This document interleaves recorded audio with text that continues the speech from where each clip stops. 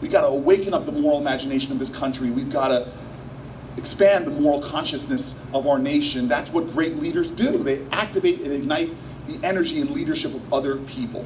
But great leaders are humble, and they know they must constantly learn. They know that they're not perfect. They're willing to make mistakes and their struggles. And they know that often by showing vulnerability, that's the greatest courage. It's what Brene Brown teaches. I love her. And so here's my last story of vulnerability. I'm going home. Last night we stopped, I admit to you, I stopped at Burger King. It's horrible.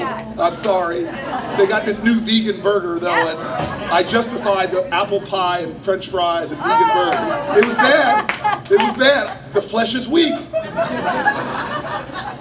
And so this is my confession. I'm off the microphone. I'm driving home in Newark.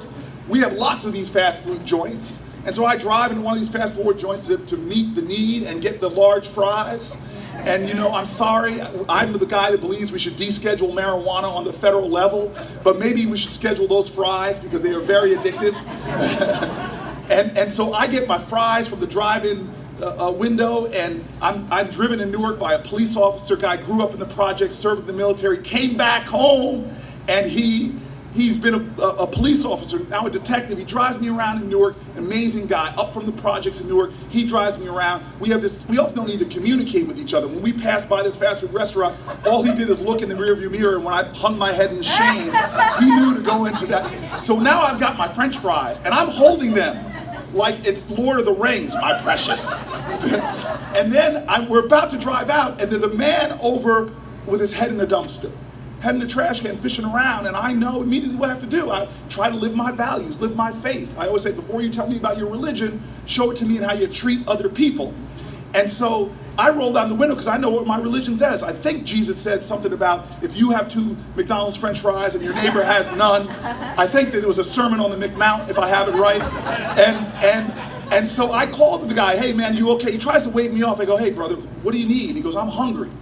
And so I reached in my bag and I pulled out one of my 2 fries, and I reach out, hey man, take some of my fries. He comes over, he takes the fries, and then he stops and he looks at me. And I know I was working with Mayor Jim on some service projects here.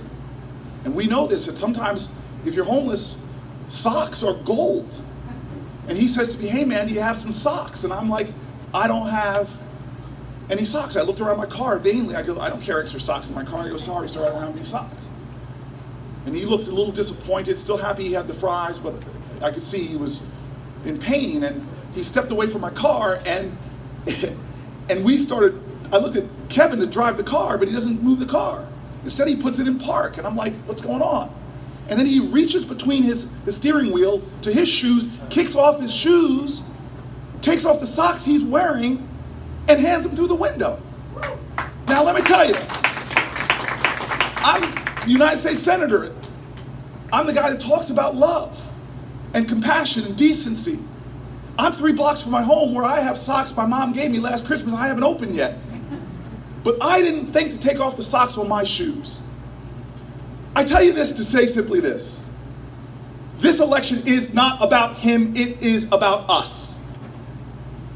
How creative we're gonna be in a moment of moral distress.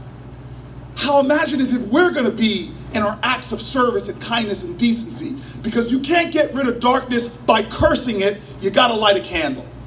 This is an election that will test the power of our love. And I use that word not as a soft word, not as a weak word, but as a powerful word. Being strong doesn't mean you need to be cruel. Being tough doesn't mean you need to be mean. What we need right now is the ferocious love of our ancestors who stood before Bull Connor and dogs, who marched on the Edmund Pettus Bridge, the kind of love that brought Goodman, Cheney, and Schwerner, black and white, Christian and Jewish, together to stand together. That's what this election is about. I have great ideas. I have strong policy, but you want to know why I'm running? I'm running because I see you and I love you, and I believe more than anything, that's the spirit that this nation is and needs from every office in the land. Thank you very much.